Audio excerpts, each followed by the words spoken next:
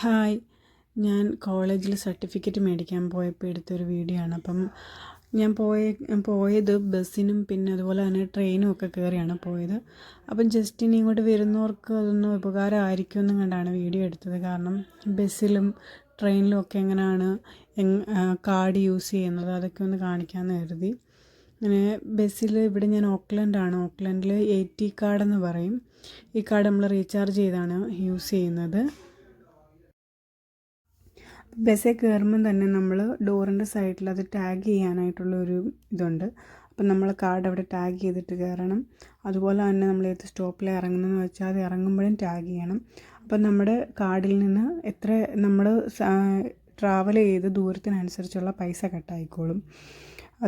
അതുപോലെ തന്നെ നമുക്ക് ഇത് ചാർജ് ചെയ്യുന്നത് നമുക്ക് ഫോണിലൊരു AT ആപ്പുണ്ട്. ആ ആപ്പ് ഡൗൺലോഡ് ചെയ്തെടുത്താൽ നമുക്ക് നമ്മുടെ ഫോണിൽ നിന്ന് തന്നെ നമുക്ക് റീചാർജ് ചെയ്യാം.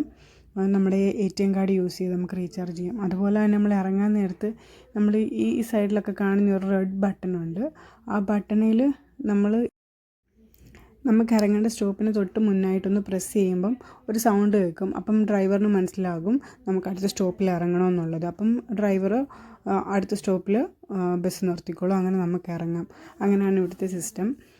പിന്നെ ഞങ്ങൾ നേരെ റെയിൽവേ സ്റ്റേഷനിലോട്ടാണ് പോയത്.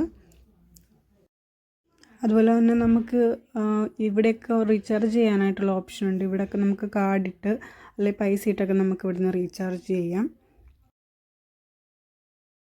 അതുപോലെ തന്നെ നമ്മൾ റെയിൽവേ സ്റ്റേഷനകത്തോട്ട് കയറുമ്പോൾ ഇവിടെ നമുക്ക് റീചാർജ് ചെയ്യാനായിട്ടുള്ള ഇതുണ്ട്. ഇവിടെ നമുക്ക് വേണമെങ്കിൽ റീചാർജ് ചെയ്യാം. നമുക്ക് കാർഡോ പൈസയോ ഒക്കെ ഇട്ട് നമുക്ക് റീചാർജ് ചെയ്യാം.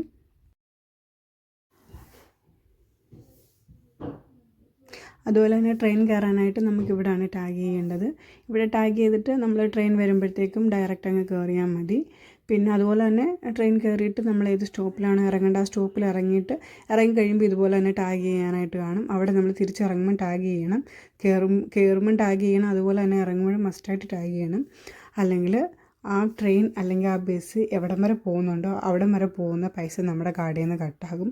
അതുകൊണ്ട് ടാഗ് ചെയ്യാൻ ഒരിക്കലും ഇറങ്ങുമ്പോൾ മറക്കരുത്. കയറുമ്പോഴും ഇറങ്ങുമ്പോഴും ടാഗ് ചെയ്യണം.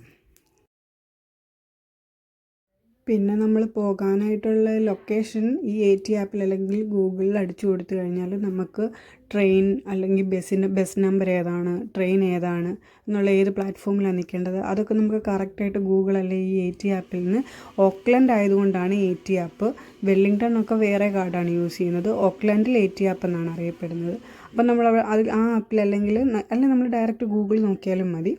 നമുക്കറിയാൻ പറ്റും ഏത് ട്രെയിനാണ് അല്ലെങ്കിൽ ഏത് ബസ് നമ്പറാണ്. കറക്റ്റ് നമ്മൾ ലൊക്കേഷൻ എവിടെ നിന്നാണ് നമ്മൾ സ്റ്റാർട്ടിങ് പോയിൻറ്റും നമ്മുടെ ഡെസ്റ്റിനേഷനും എവിടെയാണെന്ന് കറക്റ്റായിട്ട് അടിച്ചു കൊടുത്ത് കഴിയുമ്പോഴത്തേക്കും നമുക്കറിയാൻ പറ്റും.